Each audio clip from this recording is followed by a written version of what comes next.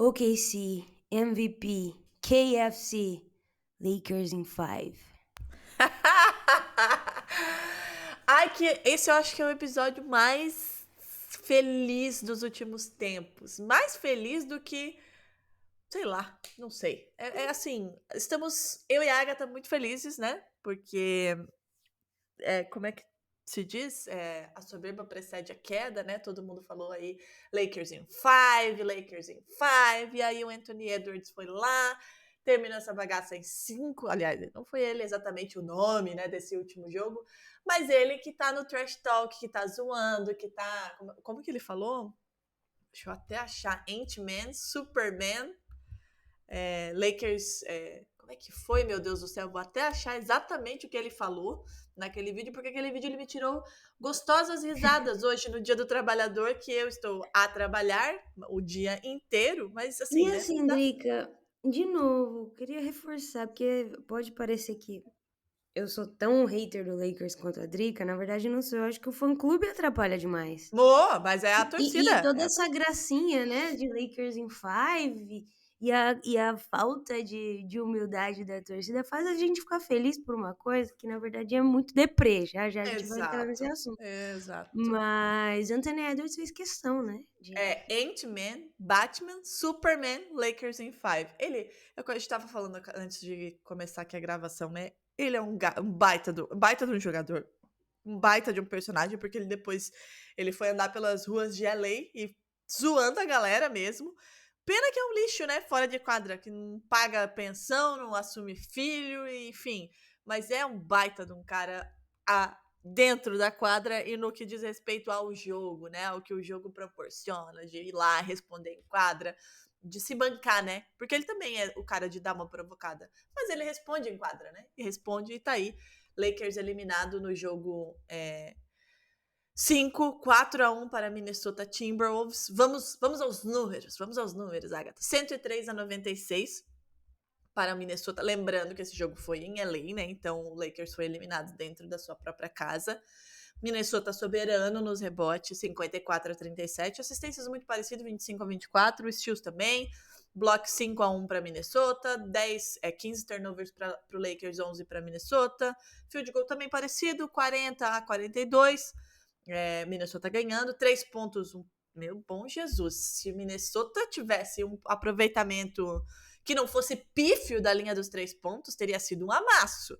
Mas foram 15% de aproveitamento da linha do perímetro. Um negócio tenebroso. Não que também tenha sido grandes coisas do Lakers, mas foi ali próximo dos 30%. Já tá muito melhor, obrigada, né? Quase o dobro. Lances livres, 76-72,7. Pontos em contra-ataque, 12-11 para Minnesota. De segunda chances, 20-10 para Minnesota. E no garrafão, 56-40. A gente teve o Luka Doncic, foi o cestinha com 28 pontos, mas o Rudy Gobert, partida gigantesca de Rudy Gobert, 27 pontos para ele, 24 rebotes para Rudy Gobert, que foi, obviamente, né, o cara que mais pegou rebotes, 7 rebotes para LeBron James. Anthony Edwards teve 8 assistências, o Luka teve 9, 3 blocos para Naz Reid e 1 para Rui Hashimura. Rui Hashimura fez um jogo muito bom, muito ao contrário, praticamente o oposto da partida de Austin Rivers, que foi um desastre. Então, 27 pontos aí para o Rudy Gobert, que ainda teve 2 blocos, 80% de aproveitamento de field goal, obviamente, né, que ele não é o cara da bola dos 3 pontos, mas esses 80% aí, muito bem, obrigada, né, para o Rudy Gobert, que tem uma questão, né, com o Luka Doncic, e ele foi realmente, assim, espetacular ontem, uma partida gigantesca dele. O banco de Minnesota contribuiu com 22 pontos, 10 para o Alexander Walker, né? Priminho do seu Shea, 9 para o DiVincenzo e 3 para o Naz Reid. Pelo lado de LA, 23 para Rui Hashimura, 22 para LeBron James, 28 para o Luka Doncic, 12 para o Austin Reeves, 7 pontos para o Finney Smith, que entrou no lugar do Jackson Hayes, né? Inclusive a TV, que tinha os direitos de imagem, volta e meia ia no Jackson Hayes quando algo acontecia no garrafão. Acho que rolou ali um hate.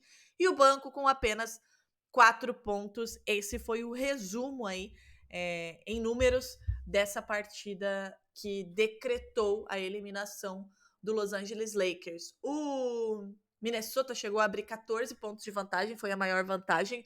O Lakers apenas 2, e o Lakers só esteve à frente do placar ali na reta final do terceiro quarto, e em alguns momentos do quarto quarto, o resto absolutamente soberano Minnesota, que teve aí uma run até de 9-0.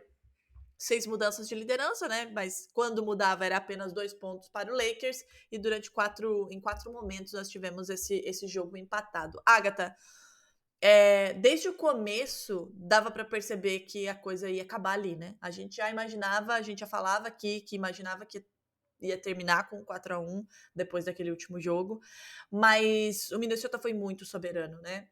Austin Reeves com um jogo muito ruim, LeBron James começou muito ruim também, depois no segundo tempo especialmente, né, voltou para trazer a responsabilidade.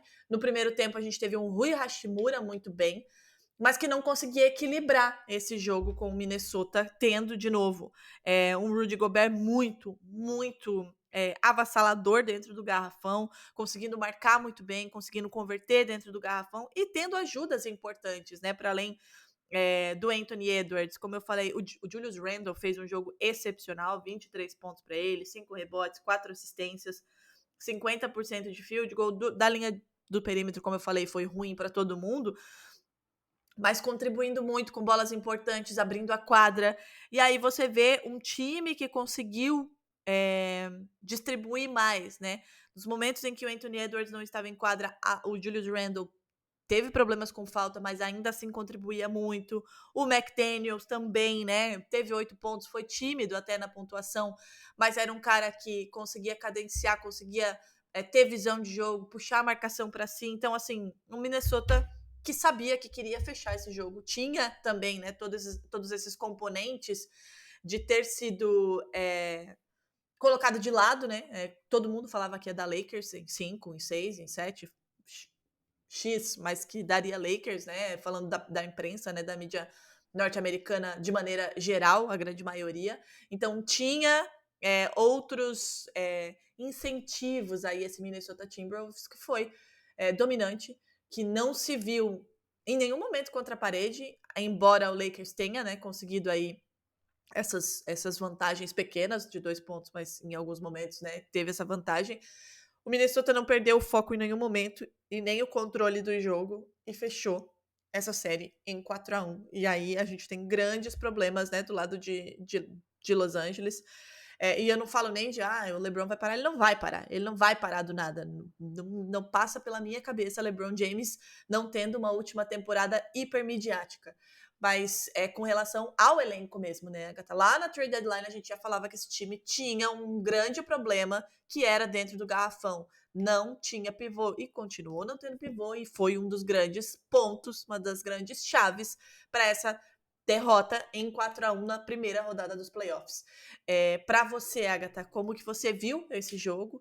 E Minnesota agora, né, tá aí esperando para saber o que vai acontecer na próxima rodada dos playoffs, mas quer estar na grande final da NBA. Tem questões, como eu falei, a gente teve questões aí entre Rudy Gobert e Luka Doncic nas últimas séries, né? E o Timberwolves agora espera o outro jogo que foi antes, e mais que já a gente vai falar que o adversário vem da série entre o Rockets e o Warriors, Agatha. Bom, eu queria começar dizendo que eu coloquei Lakers em 7, né?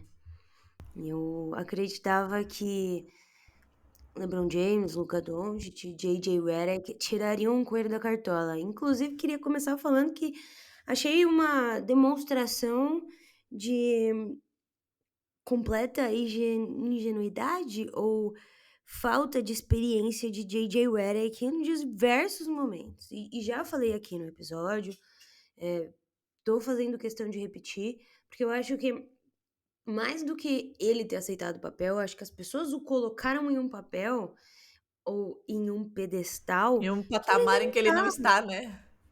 Exato, e assim, está tudo bem ele não tá. O Lakers está apostando em um técnico sem experiência, mas em um excelente jogador, que sempre teve uma visão analítica muito apurada, mas eu vi muita gente colocando ele no tier 1. Você colocar J.J. Redick no tier de Eric Spoelstra é Não ex ingênuo, porque não tem não como. existe. Não Não existe. existe, a possibilidade, por melhor que seja o técnico, de entender como funciona, por exemplo, uma dinâmica de playoffs. E é aí, inclusive, que eu acho que o J.J. Redick pecou. Fez uma boa,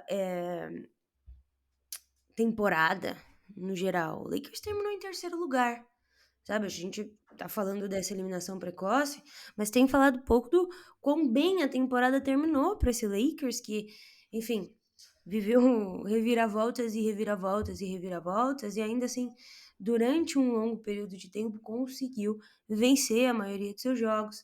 Inclusive ontem, na coletiva de imprensa após o jogo, o repórter até perguntou para o J.J. Redick se ele consultava os seus assistentes técnicos antes de fazer alguma mudança, né? Antes de efetuar trocas, ou no caso, o jogo passado ainda jogaram alguns reservas, mas muito pouco, né?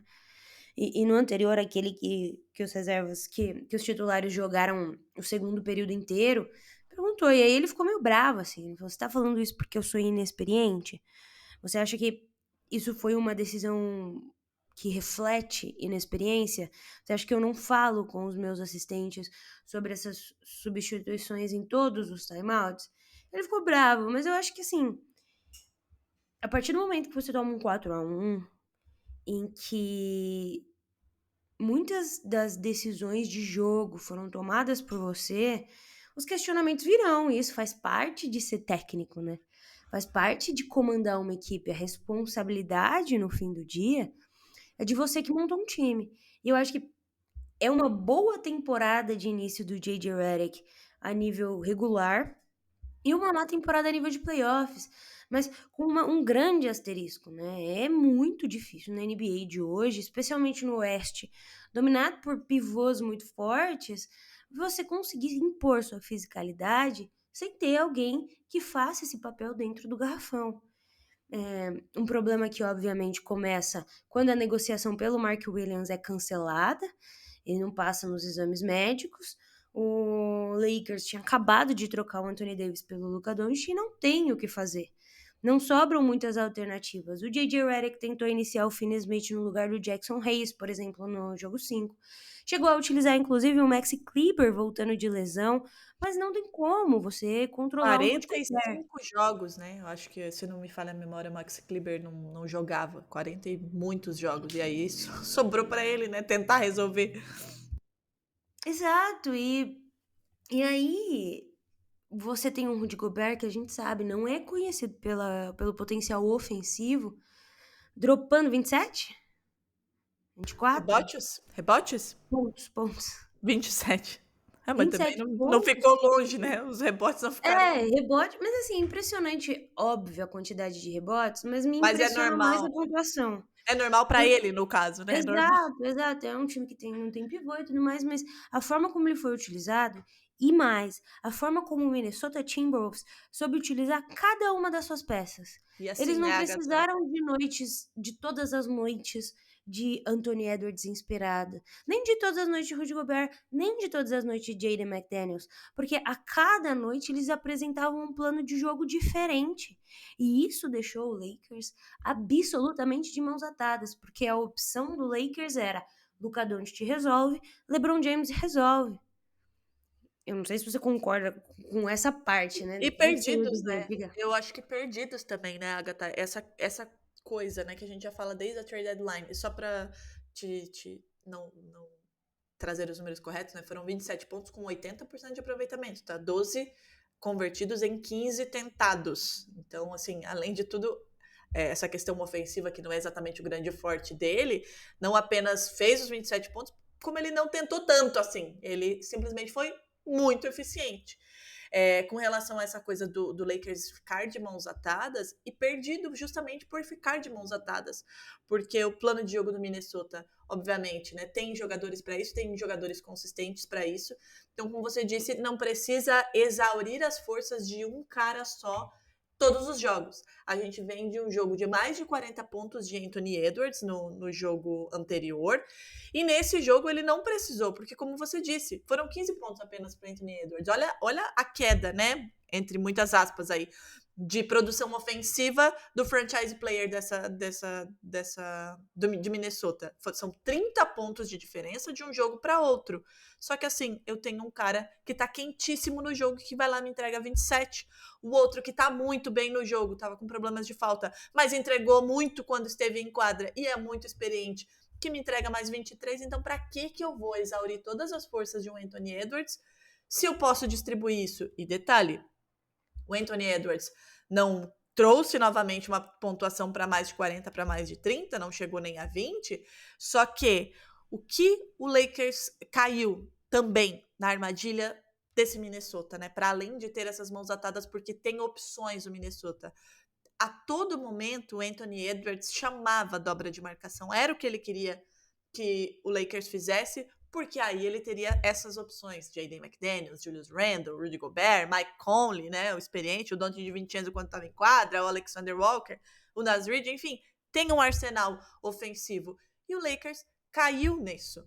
Não em alguns momentos, mas em diversos momentos, enquanto o Anthony Edwards chamava o jogo para si, esperava, via o relógio correr, e ia avançando na quadra, ia ganhando quadra, o Lakers esperava e o Anthony Edwards esperava até o último momento para dar o passe, né, para fazer essa jogada correr. E aí o Lakers caiu nisso, né? Foram 8 assistências para o Anthony Edwards, dobra na embarcação nele, sempre tinha alguém em bom lugar para o arremesso, né?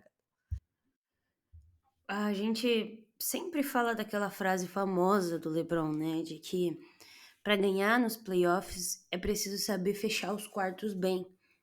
E o Lakers, eliminado ontem, ele foi superado por 42 pontos no último quarto ao longo da série, né?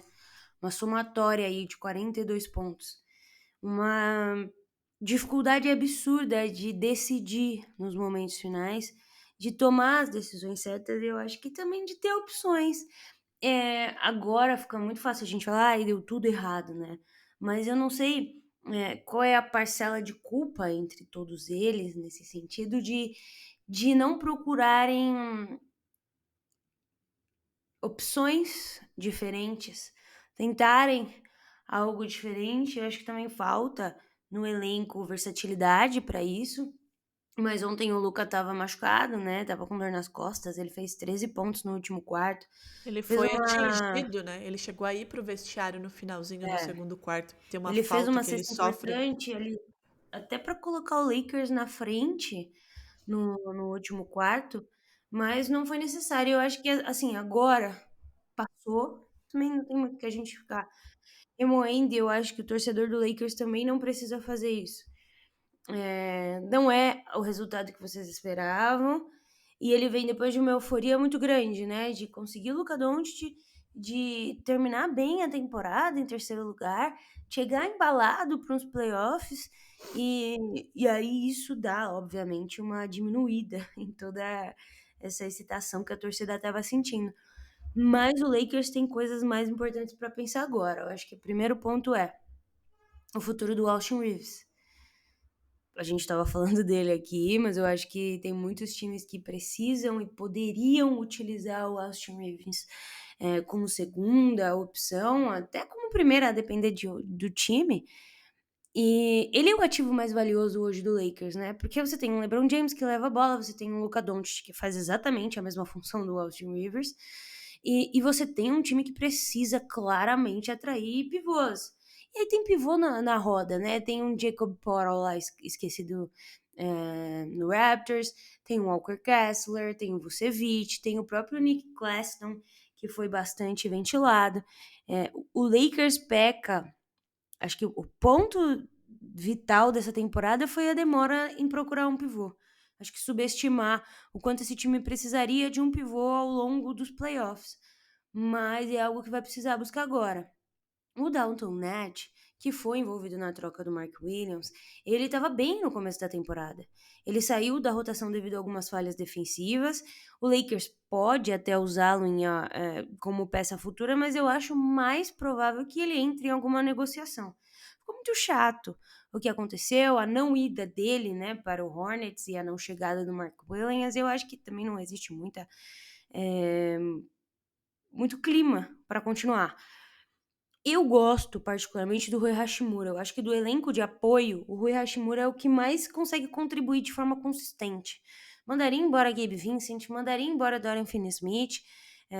Não sei quanto a franquia acredita ainda que eles possam evoluir, mas são times, perdão, jogadores que precisam entrar dentro desse pacotão aí para trazer alguém legal.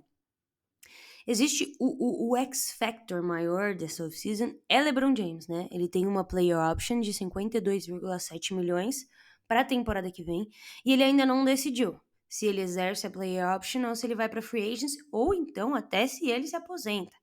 É o que você mencionou, eu acho muito difícil um jogador como o LeBron James, que não vou dizer tá no auge da sua forma física, mas que a gente ainda não viu decair, eu diria. É óbvio que diminui um pouco o impacto, explosão, velocidade, mas o cara tá lá metendo quase 30 pontinhos todo jogo e a gente tá assistindo ele fazer isso, sabe? E dancando como se tivesse 15, né?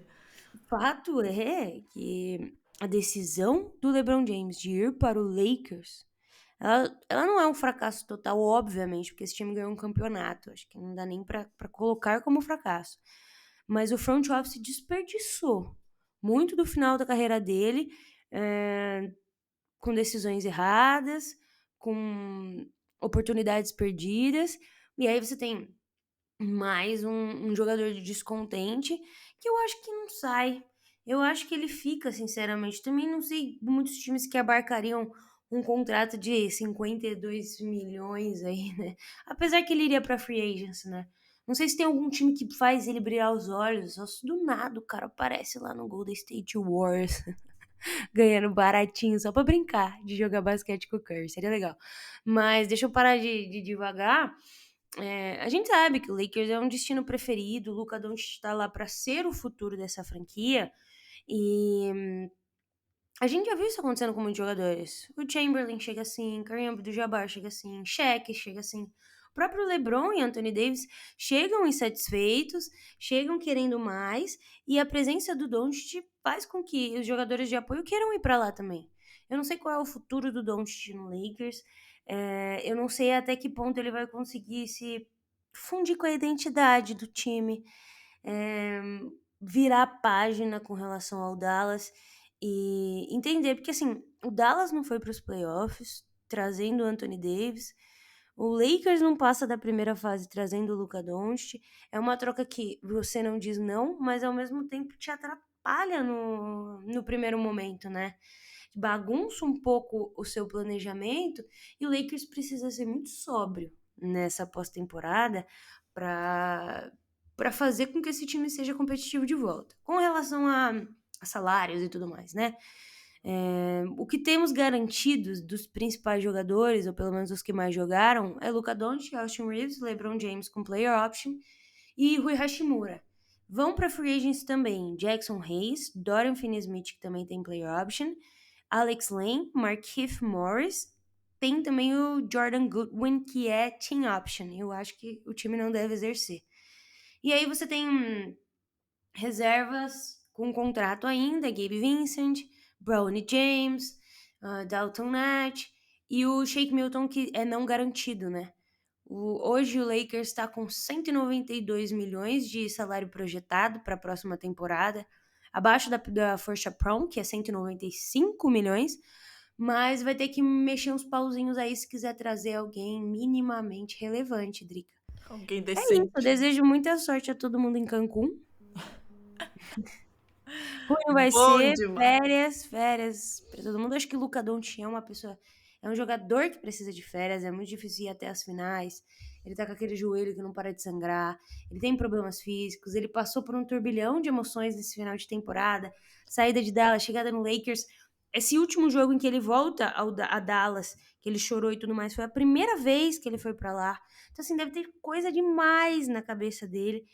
Apesar de, óbvio, o cara querer vencer, chegar na final, é também necessário. Acho que o torcedor do Lakers tem que pensar nesse momento como um respiro pro Luka Doncic e pro time pensar no futuro, porque agora eles têm um futuro, né? Era foda se tivesse perdido sem ninguém, os caras tudo velho, o Austin Reeves é o futuro da franquia, mas não. Deus o livre. Porra, você tem um Luka Doncic, você tem aí pelo menos uns 6, 7 aninhos garantidos. Uns 10 E aninhos, né, um de esse cara. 10 não sei se ele vai ter vontade, mas Não, mas nesse ritmo aí mesmo, vamos de 10, vai, de um jogador excelente. Parem de diminuir o Luka Doncic por causa de uma derrota, vamos começar por aí também.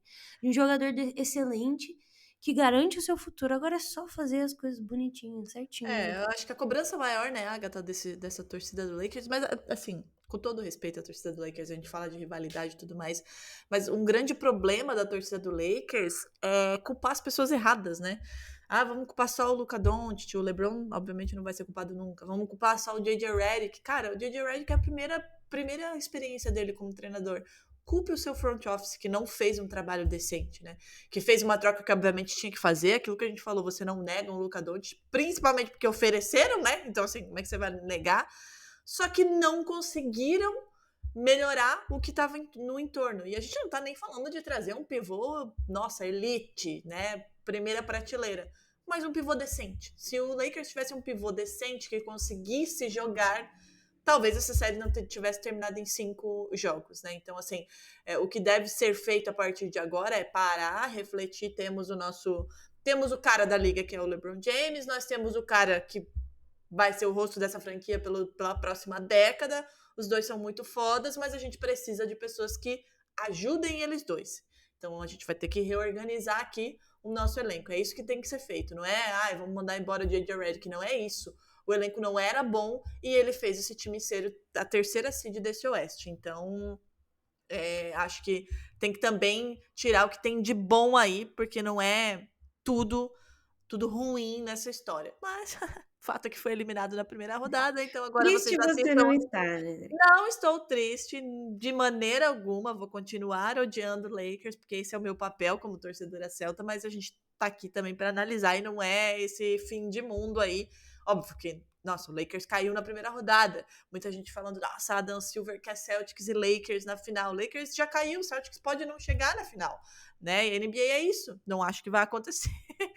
E eu espero que meu time seja campeão, né? Mas assim, leva tempo para as coisas acontecerem. O Celtics é prova disso, né, Agatha? O OKC é prova disso. As coisas precisam ser construídas e os times precisam ser consistentes. A gente já falou aqui. Aconteceu de NBA, de próprio Lakers, né, vencer na bolha com duas superestrelas, já aconteceu. Mas cada vez mais os times precisam, sim, ter superestrelas, ter estrelas, né, formadas em casa ou que foram roubadas do lugar X. Precisam ter jogadores que puxem, como é o caso do Celtics, né, com os Jays, como é o caso do OKC, principalmente com o Shea, mas precisa ter peças que complementem. Só duas pessoas não vão ganhar NBA, é fato. Então o Lakers precisa pensar sobre isso e montar um elenco para isso. Fato é que, Agatha, tá lá, Anthony Edwards tá lá ainda, uma hora dessa deve estar nas ruas de Los Angeles ainda, zoando a galera, e o Timberwolves está esperando quem é que vai sair de Golden State Warriors e Houston Rockets, porque abemos série ainda. 3-2 para o Warriors num jogo que foi um verdadeiro massacre do Houston Rockets, mas que no final deu uma graça, tá? No final deu uma graça com os reservas do Warriors. Teve treta, teve Draymond Green orgulhoso da treta, teve gente ejetado, mas Agatha, antes de eu trazer os números e a gente falar um pouco mais sobre essa partida, tem um cara que foi fundamental, que tem um irmão que tem sido fundamental em Detroit. Queria que você falasse sobre Amen Thompson. Meu, que história legal, né, tipo, entra Ausar Thompson e Amen Thompson na NBA juntos, e aí existe, obviamente, esse papo de: "Ai, quem é melhor, né? Quem vai ser o melhor irmão e tudo mais". E aí, o Ausar Thompson vive uma temporada muito abaixo do radar por estar no Pistons. Pistons que vinha de uma campanha horrível e aí tudo mais.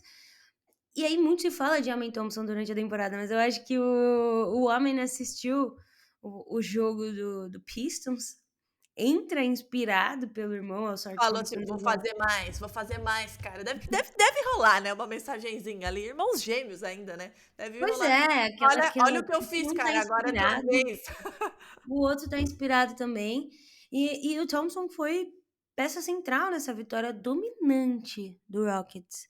Foram 25 pontos, 6 rebotes, 5 roubos de bola, 3 tocos e 3 assistências. Aquela stat sheet que você olha recheada, né. Mas assim, o que brilha os olhos é essa performance defensiva que ele tem além de tudo.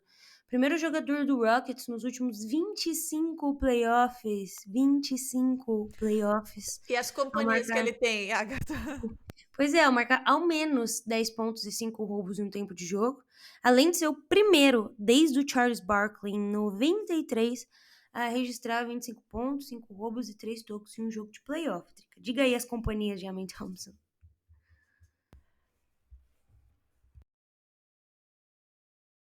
Opa, calma, que eu estava no mudo, né, porque sempre tem que acontecer aqui, sempre tem que acontecer aqui. Padrão, risque aí do Padrão, bingo você ouvinte. padrão, padrão NBA das minas.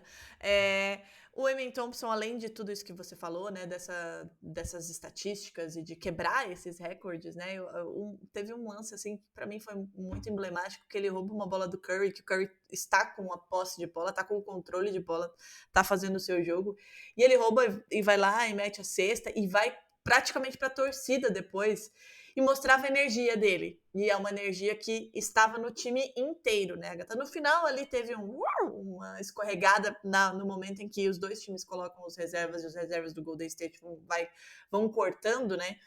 A diferença, inclusive rola uma treta, e aí o Ime Udoka volta com os titulares, né? Porque viu que poderia dar ruim.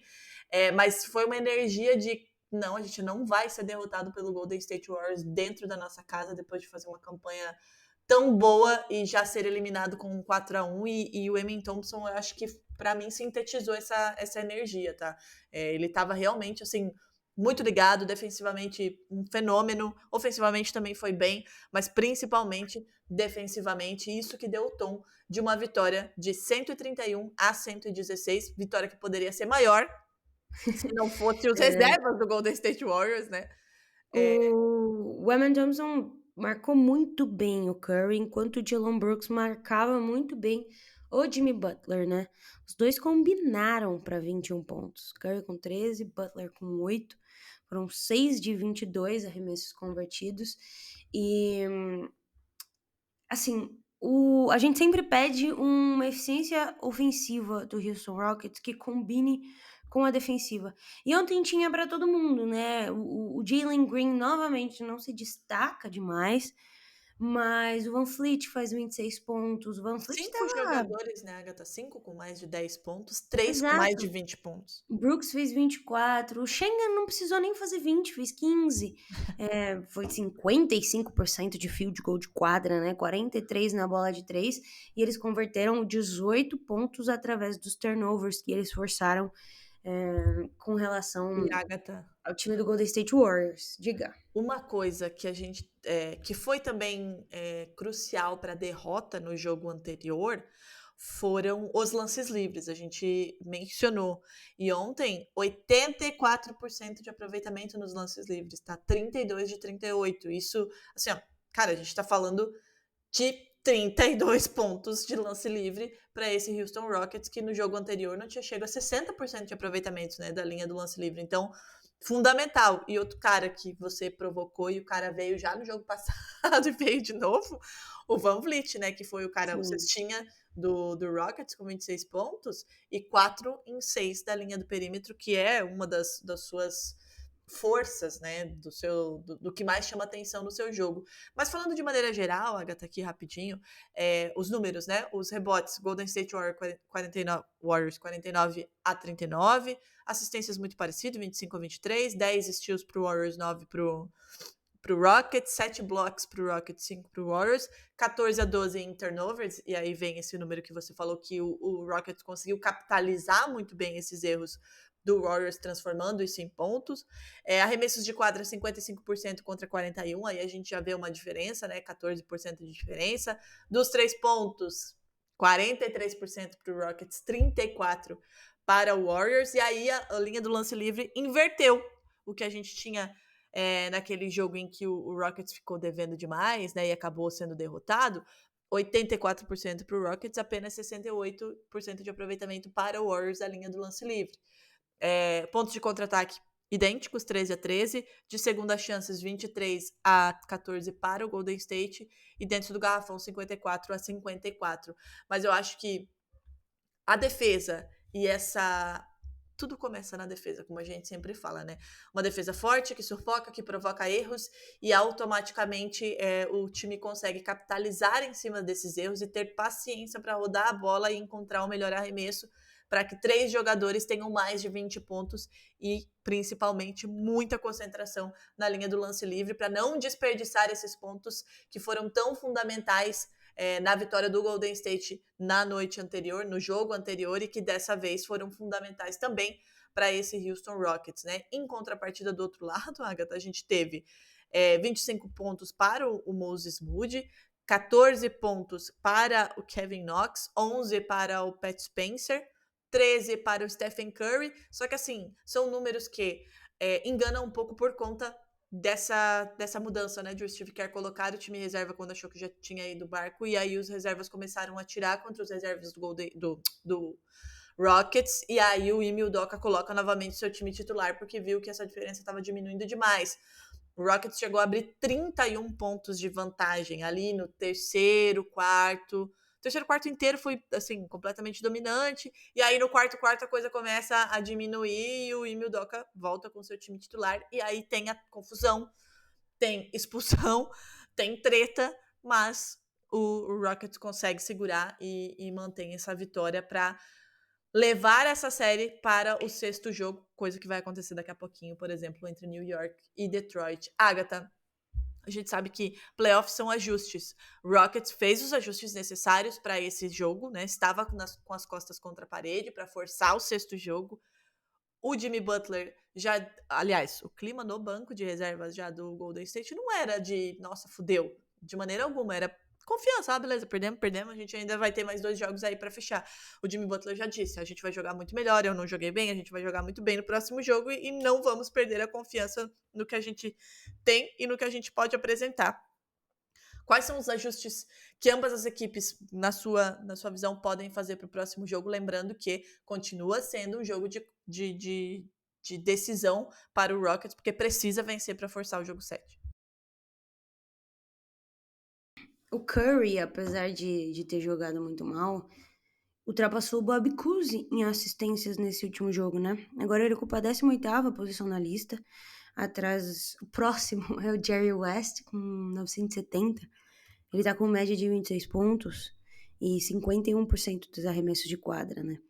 A chave continua sendo essa. Eu acho que se não existe alguém que possa contribuir ofensivamente de forma constante para esse Rockets, é preciso que o time inteiro contribua. Todo mundo faça mais, deixe lá seus 15 pontinhos, sabe?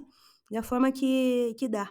E continuar com essa intensidade, essa vontade, essa determinação ofensiva de ir em todas as bolas, de buscar todos os rebotes, porque essa é a chave de fato pro Rockets vencer.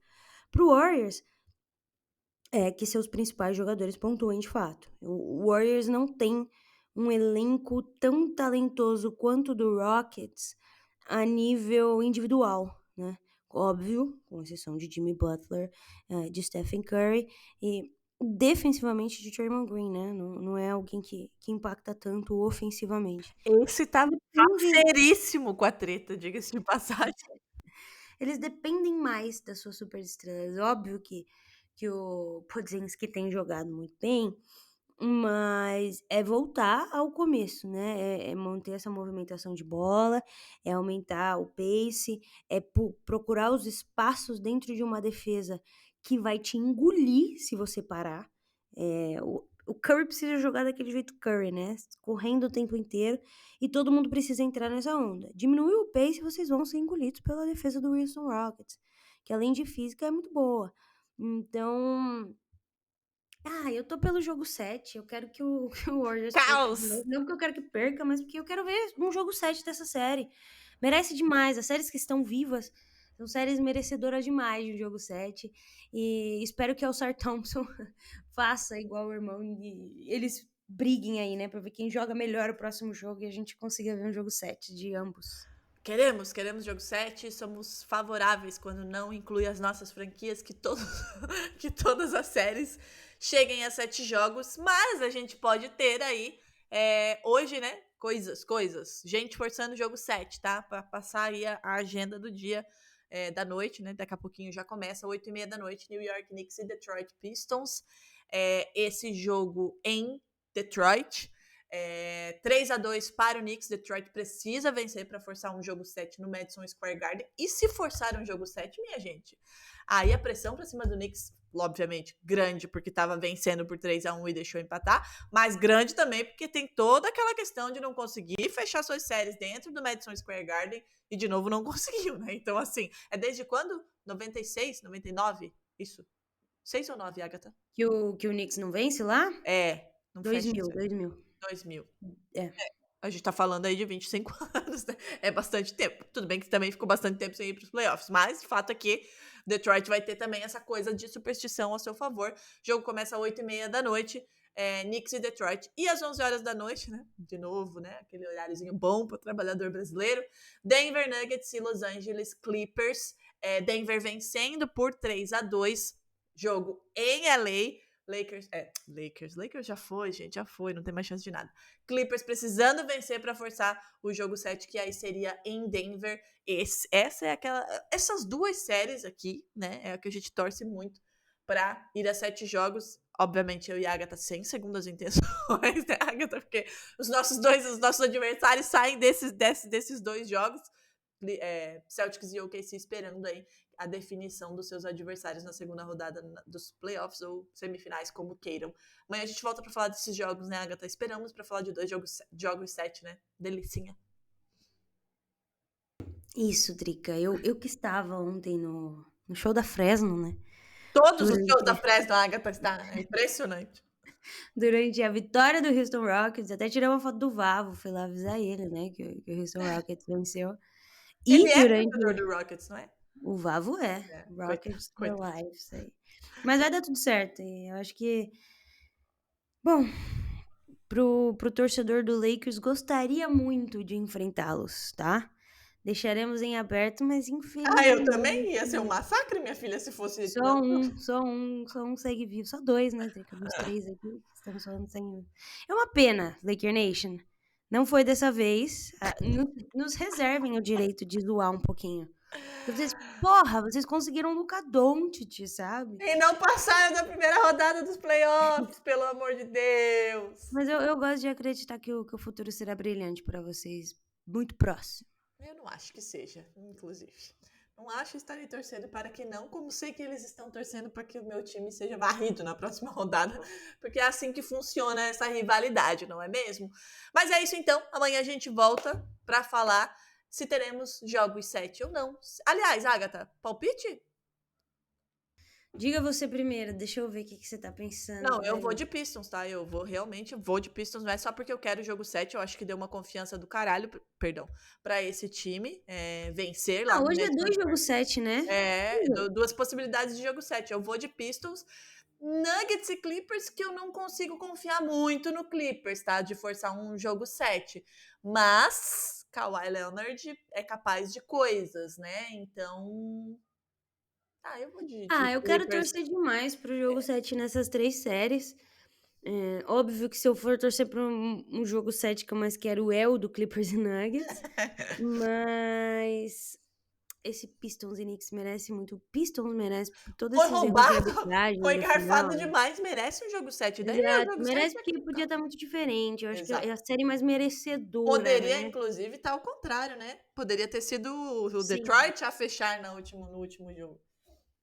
Pois é. Mas eu acho que vai tudo pra jogo 7, é por isso que torcerei. Talvez eu acho que o Warriors não vá. Jogando em casa, as coisas podem ser um pouco diferentes. Mas, de resto, acho que as duas hoje forçam um joguinho 7 aí pra gente ser feliz, né, Drica? Pô, pelo amor de Deus. Exatamente. Deixa jogo 7 aí, envolvendo o time dos outros, é bom demais. Amanhã a gente volta para falar se teremos ou não jogos 7, se teremos só um, se teremos nenhum, se teremos dois. Muita coisa pode acontecer hoje à noite, mas a gente volta amanhã para falar sobre isso. Um beijo especial para Laker Nation.